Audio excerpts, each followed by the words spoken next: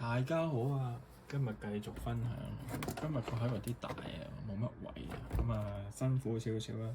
咁呢個就叫做 Dino Catcher RC，就係遙控車嚟嘅。咁就有得咁樣玩啦。Matchbox 出嘅，即係唔係 Mattel 啦，但係就你知都係同一間公司，即係我理解就。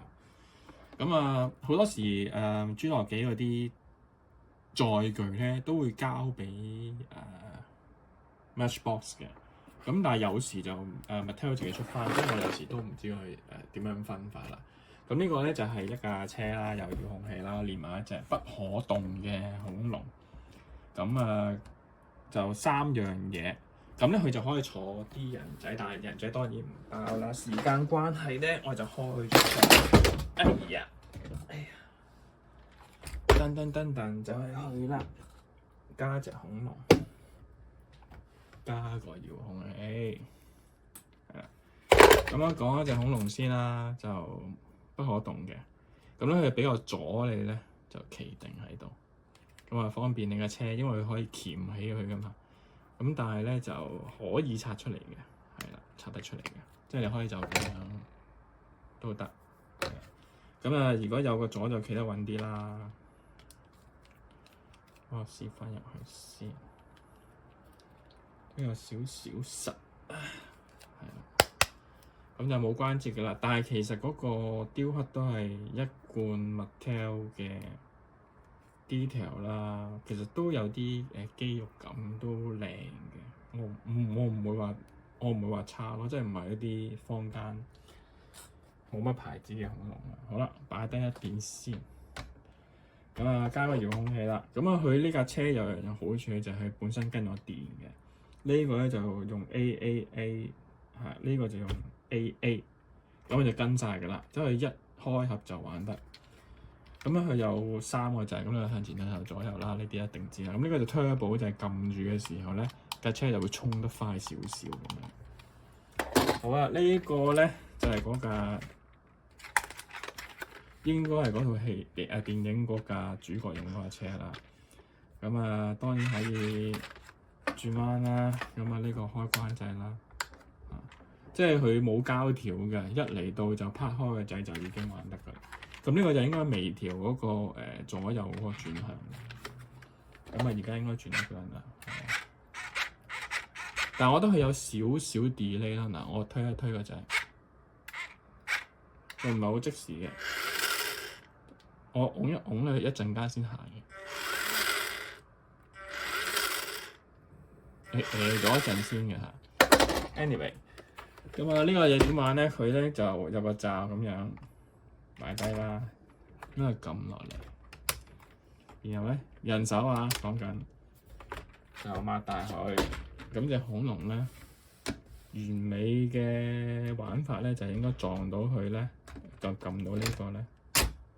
咁就會鉗住佢，鉗住咧就會抽起佢少少，咁你就順手咧用手動咁啊擺佢落嚟，然後咧就開翻去咁樣，咁啊捉一隻恐龍啦，咁啊可以示範一次先嘅。呢度冇乜位，我睇下，應該揾個大啲嘅位拍條片，應該就咁樣嘅。嗱，咁我捉一隻恐龍啦，捉唔到，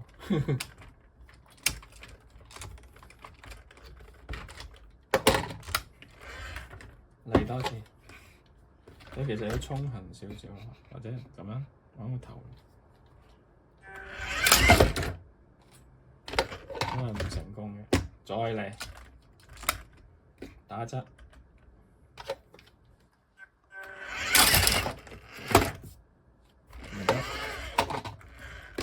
再嚟，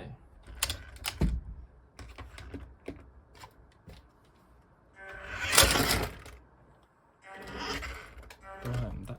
咁啊，大家知道玩法啦。咁啊，anyway，咁我攞埋另一架車過嚟，同大家比較下嗰個 size 先。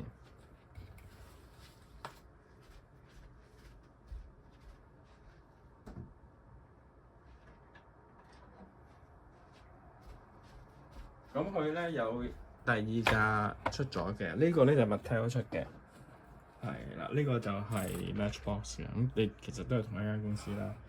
咁啊，呢個有冇 scale 咧？其實我就覺得個 scale 一定又唔準確㗎啦。但係咧，佢就可以俾你錯呢啲叫做大致上1比18嘅人仔，係啦。咁啊，一樣可以錯過去嘅。譬如女主角啦。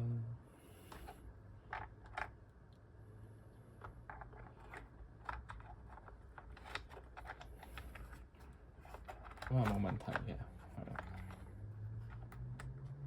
咁但係當然個比例就唔係好準確，但係就個位就 fit 呢啲人仔可以同恐龍一齊玩咁樣咯。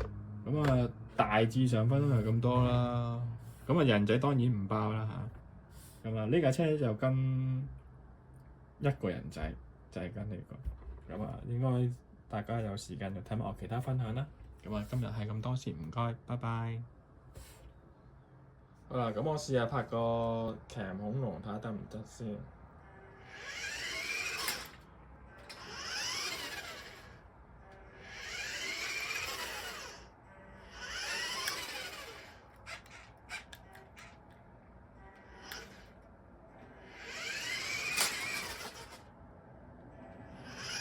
係成功嘅，拜拜。